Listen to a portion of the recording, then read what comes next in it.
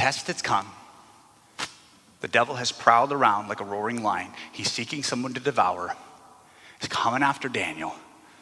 And Daniel, if you stay faithful to God, you'll face the lion's den. And Daniel gets on his knees, hands lifted high, and he says, bring it on.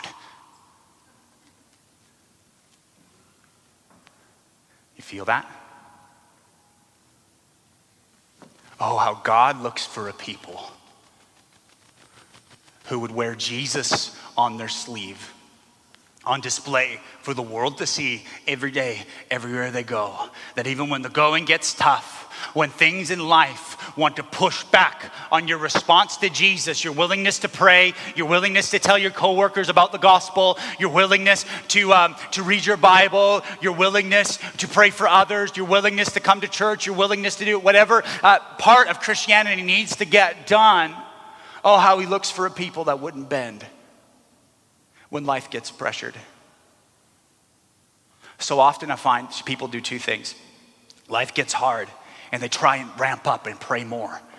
I would like to say today, if what you're doing every day can't get you through crisis, you're not doing it right. Is that too hard? Like, think about that. If you got to ramp up to handle crisis, I would say go deeper in Jesus every day. Go deeper in Jesus every single day. If you were to look at like, would my reaction to Christ and my God be different today if crisis happened, if the lion's den was around the corner, would you change?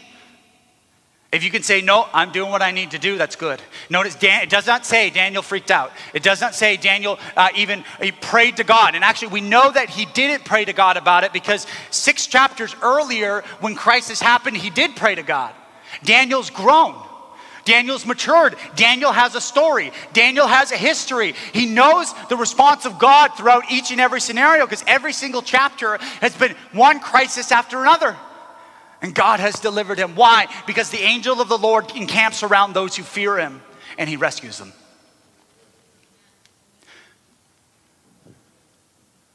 Daniel doesn't change. The other response people has is the lion's den's coming around the corner.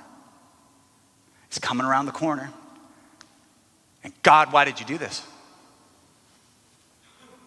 Why did you do this? Haven't I prayed enough?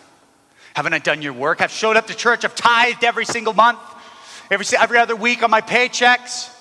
I told my coworker about the gospel at one time, like, God, what are you doing? I've tried to raise my kids in a godly home. Why would you allow this? Why would you let this happen? And they turn away. Notice Daniel also does not respond that way. The lion's den doesn't matter to Daniel. What matters is his devotion to the Lord. His faithfulness to God. Like I worship God. That's Daniel's response. He's the God of the universe. For goodness sakes, it says a chapter earlier, he put the king in power that's over him right now. He's not afraid. He's not worried. I worship the King of Kings and Lord of Lords, the God over all spiritual beings, all principalities, powers, every kingdom of this world. My worship to him, that's what matters.